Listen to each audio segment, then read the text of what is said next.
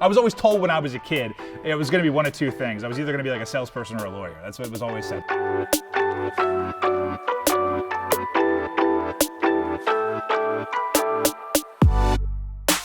can oh my God! They have to clear him out. They can't do it. Face clan with the. They're gonna get in. They're gonna contest 249, 247.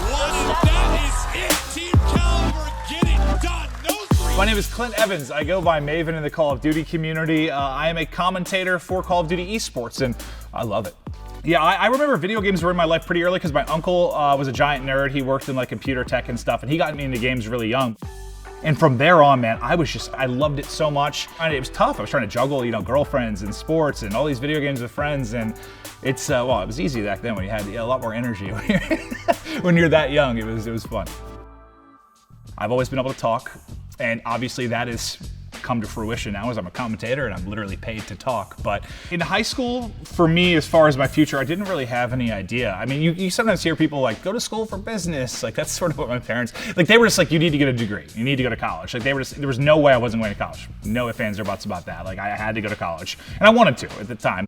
But when you get to college and suddenly, you have this strict background and then suddenly you're adjusting to this different way of life versus what you had in high school where your parents are basically looking over your every move, it creates issues because you're not allowed, you go from not allowed to do anything and then you get to school, your parents aren't there, you're living in a dorm, you can do whatever you want. And I just think the fact that I didn't experience any kind of, just anything that a lot of the other kids were doing kind of when I was in high school that I really just sort of went nuts when I got to college. It was bad for me because then, I was missing all my 8 a.m. classes early. I remember I had my first semester, I think I had like a 1.2 GPA. I remember a letter got sent home. I fixed it down the road, but it was just tough, man. It's a whole different world when you don't have parental guidance and suddenly you're just thrown out into the world in college.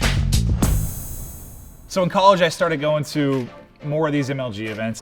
I met so many great people. One guy I got tied to pretty close, he was Gandhi. I think at the time, I was like 21, I think he was like 16, but I guess it didn't really matter how old you were with this stuff. Like, if you were good at the games, like, you just sort of, it didn't matter. You were cool and you were in that sort of like esports gaming, competitive gaming clique.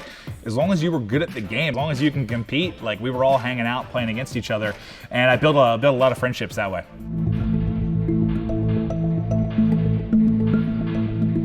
It's years down the road, I've had a couple of jobs out of college, and Gandhi and I had stayed in touch over the years, right? We texted each other, phone calls, like we'll play games together online from time to time. And it's when streaming was starting to blow up on Twitch. Like, everyone was starting to do this streaming thing, not as big as it is now, but it was starting to get there. And he hits me up, he's like, yo bro, you wanna stream together? You wanna play some games together? I was like, okay, yeah, why not? Sounds fun. I wasn't doing anything at the time, I was unemployed, I need to figure out what's next. I had no idea what to do. I was just getting more and more in debt. Gandhi ended up basically letting me live on his couch for, it had to have been a year or two.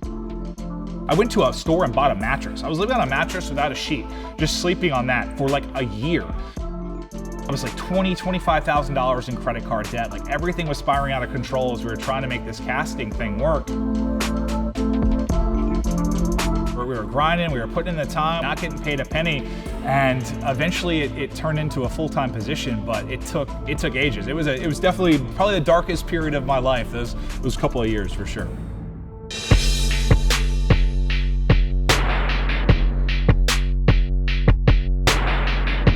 Yeah, so Golden Boy was casting Call of Duty at an event, and we were in the same building for a different game. So he's casting Call of Duty, we're having some fun, and Golden Boy's like, why don't you guys come over and cast a map? And if that moment didn't happen, I don't know if any of it does. It's just funny to think back about your life, and I think people can say this for just about anything, but how I got to this point, from where I was, it's just a million little things. Like, some of it, yeah, passion, hard work, but just, it's also the mistakes and the screw-ups and the luck.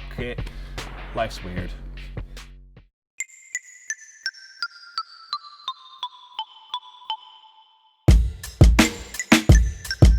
I think the time that it really clicked for me that commentating would be my future was, I think the first time I commentated, I'm not even kidding. I remember we did it and like, it was still rough. I was really nervous the first time I did it. I remember I had to cast this event with Walshy, and Walshy was one of someone that's looked up to so much. He was one of the best console FPS gamers of all time, and I had to cast with him.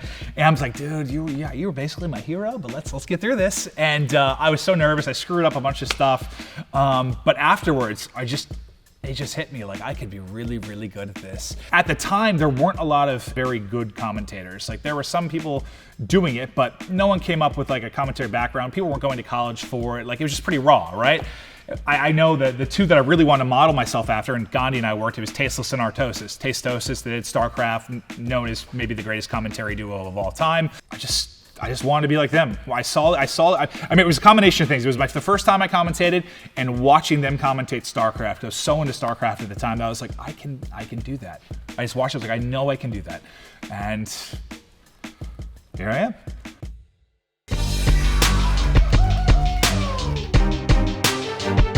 Streaming's been a lot of fun. It's great to interact with the CWL community, whether I'm playing Blackout or League play. They come in with a lot of questions around the Call of Duty World League. So that's been very cool. And I can be myself a bit more, whether it's the language or just goofing off kind of with the viewers versus, the professionalism I need to have on the broadcast. So it's been a lot of fun to have kind of both sides of that and show people a little bit more how I am when I'm just kind of chilling and being myself. This is my streaming setup. I know that I look like an idiot, but I've been trying to be consistent. I was nominated for Broadcaster of the Year in 2017. I didn't win, but 2018 they asked me to come out again, and I won. I'll never forget when I first heard it. I was like, shut up. I thought they were messing with me. And it was, it's a night I'll never forget. It was very, very cool, because it's one thing, I mean, fans will tweet you on Twitter like, oh, you're my favorite commentator, you're the best commentator. Like, it's one thing to like hear that from a fan, but to get that recognition from the panel of voters on there and get it from your peers, who doesn't love that? I mean, to just have people vote you as the best in something at what you do. It was very, very cool, and yeah, something I'll never forget.